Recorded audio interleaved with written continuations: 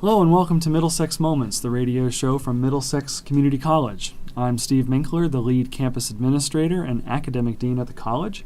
And as always, these programs come to you from our Center for New Media here at the college's main campus at 100 Training Hill Road in Middletown. And today's edition of Middlesex Moments is one of our features where we talk with one of our professors. And joining me today is Dr. Eva Jones from the English department. How are you doing, Eva? I'm well. Thanks for having me. Oh, thanks for joining me. Now, you came to the college initially in the fall of 2013. I did. I came from the University of Rhode Island, and I was actually finishing up a PhD program there in English. In that program, I studied medieval literature, particularly medieval literature from the late medieval period, which is about 1400 to 1500. And I studied translations in Europe. So I looked at specifically legends about women and how they were translated from Italy to England into France. So part of what my dissertation explores is how every society kind of makes a little amendments to give women some social agency nearer to the 15th century.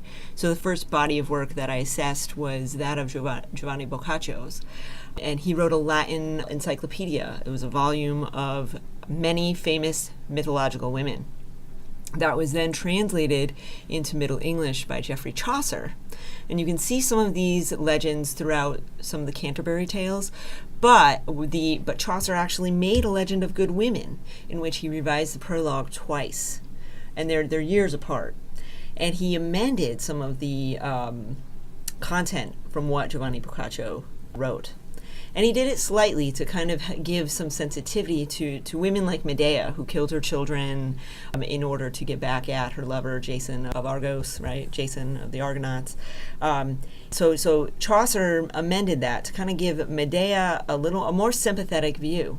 The last translation or body of work that I looked at was the Book of the City of Ladies by Christine de Pizan in France, and she is the first woman to actually translate some of these tales, and she totally spins the Medea tale on its head. She leaves out the fact that she kills her kids. She focuses solely on Jason being the villain in all of this. And at the time, Christine de Pizan was also one of the first female scribes working for the French court at the time. Mm-hmm. So again, you see that actual tangible connection to the rise in female social ability, female social access, and so on. Sure.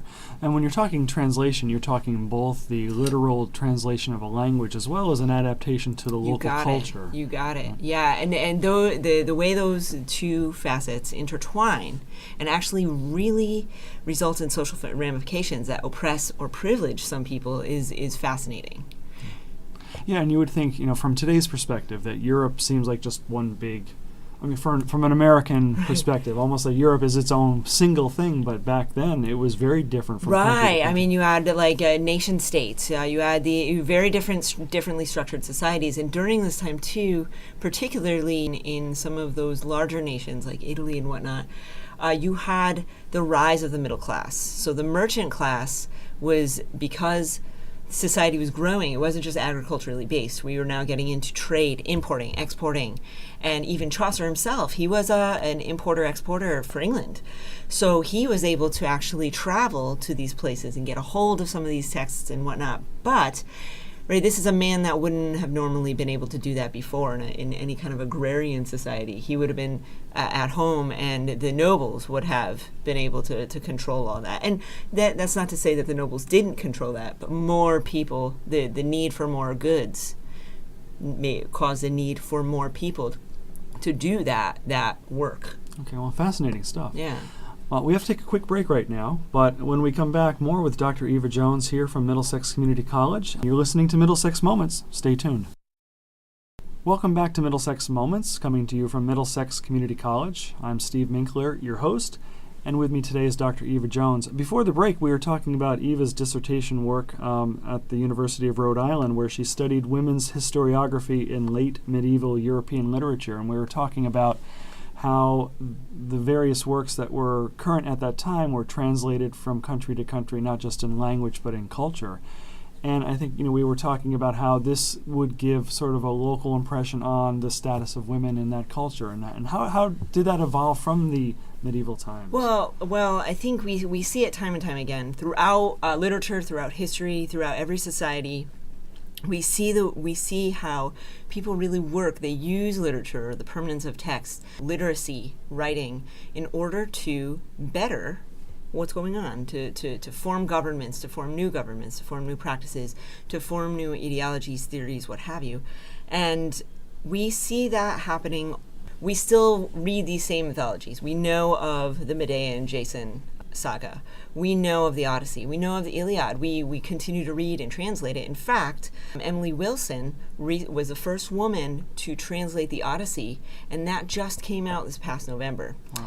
So it's something that we're, as a society, as a global society, we're still very obsessed with. We still prize these tales, and we think about the morals that come from them. And as in any society or culture, there are always prevailing norms and morals, right? Prevailing values that we prize. And the mythologies that live really help crystallize some of those prevailing values. And that's kind of what I do here at the college. Not only does mythology kind of reach a universal audience, anyone who picks up the Odyssey can read it and become fascinated with Odysseus, or root for Telemachus, or become heartbroken with Penelope. But we, in American society, we have compulsory education. We're, for the most part, we're a literate society. Other societies aren't that way, so people have to purchase education in order to get that. And in the medieval period, that started to happen more often. With the rise of the middle class, they were able to purchase or afford education to increase literacy. It became an increasingly more literate society. We start off that way anyway.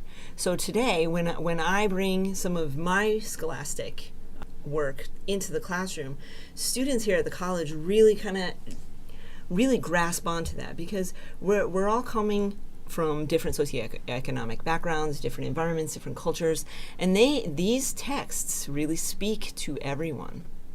They talk about being resilient, they talk about determination, they talk about hard work, they talk about being noble, and this is something that we argue in my classes. Is nobility inherent within a person, or is it genealogically given to someone? I mean, this brings up really great discussions about privilege and oppression, right? If somebody is just genealogically noble, that doesn't necessarily mean that they have really special characteristics. But if they are inherently noble, that means that innately they have those characteristics, those special abilities, and those special talents. And I think one of the things that fascinates me is that even going back to the Odyssey, and many of those stories were intended to pass on traditions and customs and ideals for society in an oral tradition for people who couldn't read. Right. So these are things, and if you even go back to the Greek drama, the practice of Greek drama, everybody was able to see those plays. Everyone was able to receive the messages and morals from that. And today they're universal. We still grapple with the issues of justice. We still grapple with issues of nobility, power, privilege, oppression, the whole nine. Right. And it's fascinating also how some of those elements of mythology have just become rooted in all of our cultures. There's just part of it we almost take for granted that, it's just something we have learned from day one as part of the human experience. Exactly. And that's why they still prevail. That's why we continue to translate, we continue to look back. We have scholars still looking back at these texts and saying, well, I don't know about this word. This carries a different meaning. This carries a different, is it misogynistic? Is it elitist? Is it, is this translation better than this one, and why? So we're constantly doing that. And actually, it's a healthy practice for any society. It's a healthy practice also to keep this literature alive and current and relevant and in the minds of students all throughout the world. Sure. So at what point in your educational career did you decide that teaching was for you?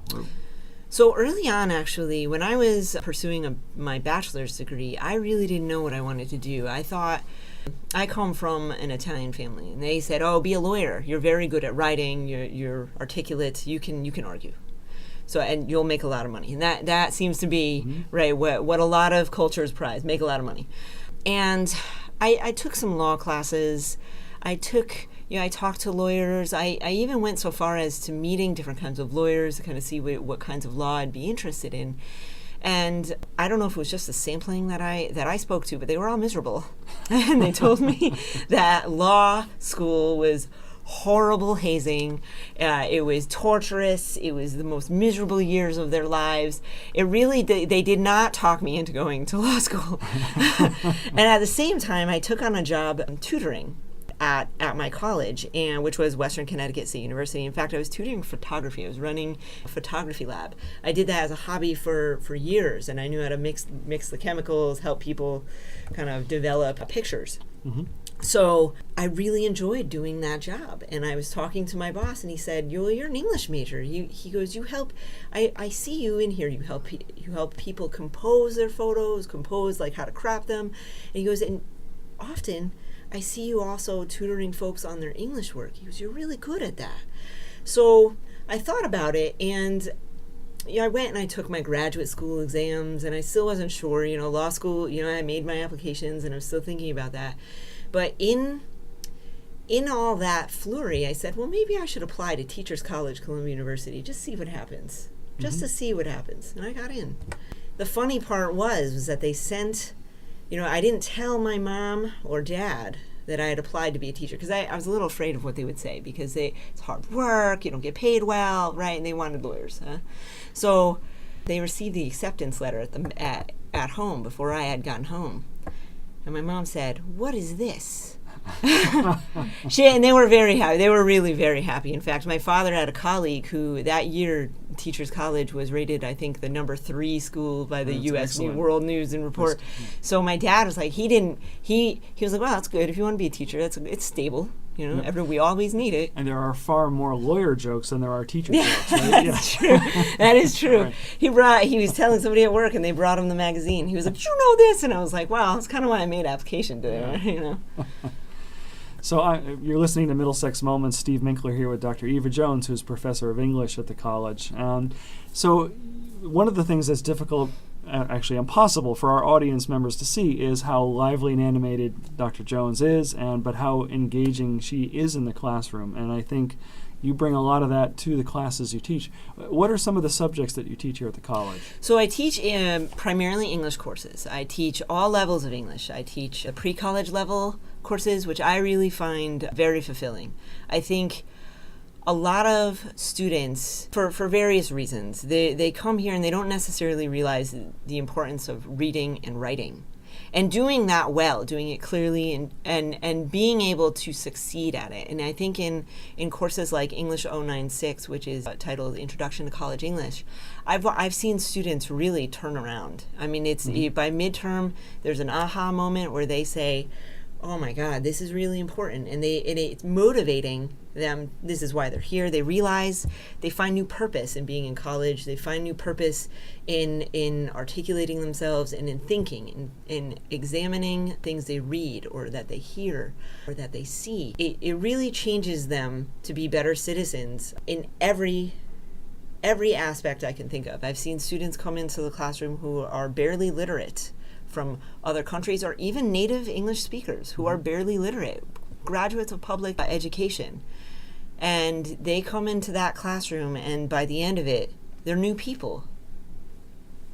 So how important is it for a student to understand that they have a unique point of view when they're writing it's and so thinking? important. I think they have a misunderstanding. I think a lot of students throughout education, and I don't know whether, I don't want to blame teachers, because I have experience teaching high school and middle school too. I was, I worked in public and private schools, and I've seen this across the board. I think some students really have the perception that school is to mold them, to tell them one way, it's this way or the highway. And I think when they come to college, that's not the case. For a college student, success is being able to take what's in your brain, what the ideas you have, and expressing them clearly and defending them logically, clearly, and reasonably to others. When students start to do that, that's when they start to see, oh, this isn't just about molding. This is about making me better. It's about personal refinement. And I think it's a very motivating lesson. It's something that carries them through their future English classes. I teach English 101, English 102, a host of 200 level literature courses and writing courses here at the college. And so I see those developmental students that I had in English 096 and in English 102 or in a 200 level literature course. Even if I didn't have them in 096, they call back to that awakening that they had in that class, and they said that was the most powerful and positive educational experience that they've had. It's carried them through. Some students have even, depending on their instructors, some of them have said, I save those notebooks because those teachers really gave me really good, solid, that course gave me really good, solid writing tips that I rely on still, even though I'm like 2 years later well into my college career. Well, great. Well, it's time to take a quick break. I want to kind of finish up with that after the break. You're listening to Middlesex Moments from Middlesex Community College. This is Steve Minkler together with Dr. Eva Jones. We'll be right back. And welcome back to Middlesex Moments from Middlesex Community College. This is Steve Minkler together with Dr. Eva Jones, who's a professor of English at Middlesex Community College. Before the break, we were talking about helping students find their authentic individual voice through English classes. And I would have to think for a college freshman, that's got to be a very scary proposition. Oh my God, it terrifies them. It terrifies them immensely. In every first year course I teach, and it doesn't matter how old the student is, it doesn't matter how young the student is, they're all terrified. And really it really takes some patience and some coaxing and real positivity, and they have to feel it. And I guess before the break you were talking a little bit about my passion and whatnot. That's kind of where I really thrive off of supporting people and giving them what they need to kind of be successful. So in the classroom, I pull it all out. And once in a while, there's one student who I have to work extra hard on, but I'm not going to let them get away. I will pull it all out to make sure that everybody actually accesses or connects to whatever we're doing and really is honest and genuine in their writing, because that's really when it's going to be more meaningful. If I give them a canned prompt and tell them what to write, they're not going to really pay attention to the words on the page, the parts of speech even. But if they're really connecting and they're understanding that this is an authentic portrait of themselves, then they start to care more about things that they think are minutia, like grammar, commas, right? But when they care about where they want to put the stress in a paper, they care about they learn what a preposition is. They learn what a prepositional phrase is. They learn where to put their commas. They learn where to end their sentences. They learn to increase their vocabulary, the whole nine. It really all kind of comes together in an empowering way. It's fulfilling for me to be a part of. I'm honored to be a part of that process. But it's really fulfilling. It's fulfilling work because I feel like I can give to my society. I'm helping folks who may not have had opportunities, right, open a door to a world of opportunities. And that's why I'm here at community college. That's why I teach at community college. That's why I believe that my career belongs in community colleges. Mm-hmm. And it connects a little bit to some of my academic work with regard to social ascendancy, right? This is the education, right, in community. The mission of the community college in particular is a gateway to a better life, to a more quality life, and to being a good citizen. Mm-hmm. No matter how you feel politically, no matter what religion you practice, right? Thinking through, hearing, and articulating arguments, understanding those of others. That's how real democracy happens. That's how societies thrive. Right. Well, and I think as a professor, to take a student from a state of relative terror or anxiety to a state of empowerment really speaks to you, because I do know you have quite a following among students. Thank so you. Any listeners out there who want to take a class with Eva Jones, you better sign up early.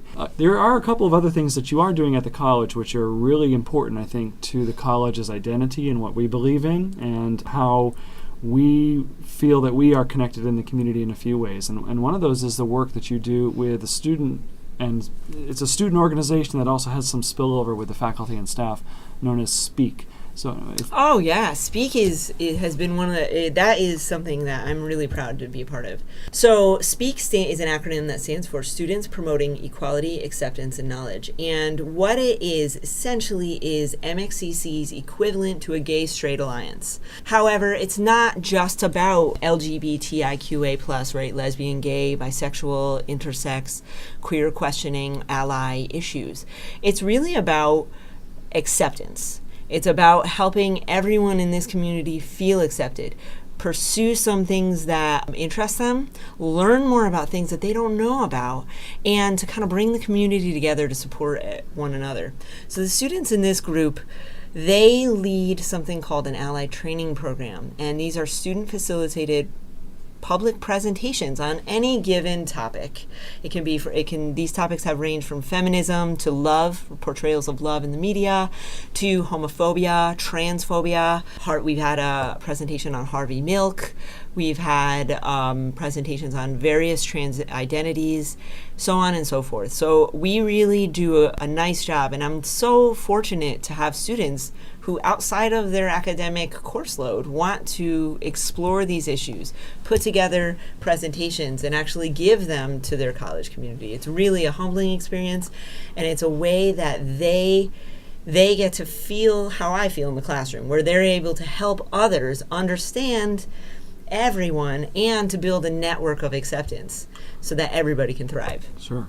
And they've also presented, at least the last several years, at a major student conference called True Colors, right? So that ally training curriculum has encouraged students to make statewide presentations at professional conferences, and for the last 4 or 5 years or so, they have been accepted to present at the True Colors, the annual True Colors conference at UConn, which is the largest LGBTIQA+ conference in the nation. So for community college students to be making writing conference proposals, getting them accepted, and then making these presentations, I mean, it's not something that people do really until graduate school. Mm-hmm. And I'm proud of it. It's something that happens every spring break. My co-advisor, Professor Sue Lugley for business, and we come in over spring break. We rally the troops. We pack the college van and we drive up to UConn. And it's a great day. Students are so empowered, and for some of these students, and particularly those who in the LGBTIQA+ community, maybe from some towns or communities that aren't very connected, they are just overwhelmed. They are overwhelmed mm-hmm. by the connectivity and the networking that they're open to, by just going to that, by first working with Speak and then going to UConn and understanding that, oh my God, the whole Northeast is open to me. Yeah. It's amazing. Right. And we all at the college, I know, are proud of the students in Speak and the students who support them, and it has really created this culture of openness and acceptance on campus, which it's a joy to work at a place like Middlesex, really, which does that. Really, the most open campus I think the most open and accepting campus I've ever worked at. And when you were talking about those students making presentations, you said it gives them a sort of a glimpse of what it's like for you as a teacher to be in front of a group and sharing what they know. And one other project you're involved with that helps students do that is our honors program. You're Absolutely. One of the founding faculty members. Right, yeah. The honors program is a really special program.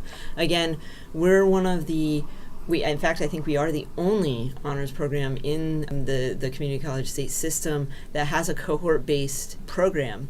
It's 2 years, and students can apply mid-year to have a 1.5-year version of the program, and it is an academic enhancement. So the students in the honors program take extra courses, and they take special honors courses of some general education requirements. For instance, they have to take English 101, some of them take English 101 honors. They have to take English 102, English 102 honors, History 202 the honors section of all these classes, and those classes help really push their written. They help to push their skills. So they'll have a little extra reading, a little extra writing, maybe an extra research project to complete, but to give them a competitive edge when they go to transfer from Middlesex. In addition to those honors courses, we have a sequence of honors seminar classes, and these classes help give those students leadership training.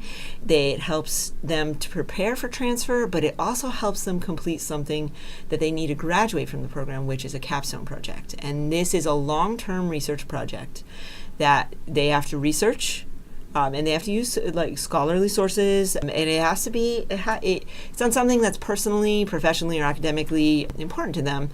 And then they have to give a public presentation, much like the SPEAK students do. But their public presentation will occur at MXCC's annual academic convivium, which is our annual research fair, student research fair, every spring. Right. It's usually the last Friday in April. Right, usually. And I know we usually get between 40 and 50 students. Absolutely. Honors program and not honors program. Yeah, right. It's college-wide. Honors program students are required to present at the convivium. However, it's open to all students. And we get a smattering of presentations from tech writing, engineering, biotechnology, art, and everything in between. Yep. And if our listeners are curious, we do have videos of the speech presentations from the Convivium on the college's YouTube channel. But I think what intrigues me most about that is how proud the students are of their own work. Oh my gosh! Again, we're talking about empowerment and giving students, allowing students the opportunity to find their authentic voice. That event every year, it is so strong. Every poster presentation you go to, every formal talk you hear, students, they glow their authentic selves. Right. It's beautiful. Okay. Well, I really want to thank you. This is Dr. Eva Jones, Professor of English and Coordinator of our Honors Program. Thank you so much for being with me today. Thank you again. It was a pleasure. Middlesex Moments. So for our listeners, if you want to hear more from Dr. Jones or take one of her classes, please visit us at our main campus in Middletown at 100 Training Hill Road. We also have our Meriden Center, now located at Platt High School in the city of Meriden, where we have a wide selection of courses in the late afternoon and early evening. And you can always visit us online 24/7 at mxcc.edu. So for Middlesex Community College, I'm Steve Minkler, and we look forward to seeing you next time.